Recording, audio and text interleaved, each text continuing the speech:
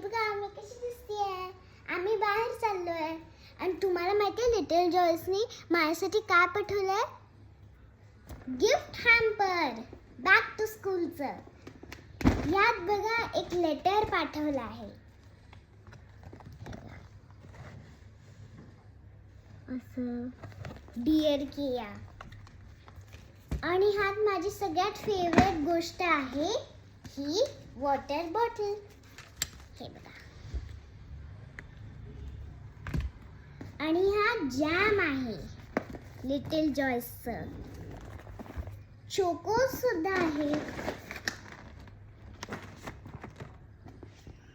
Powder, milk powder आणि हे आहे पॅनकेक. आणि ह्याच्यात आहेत गमीज.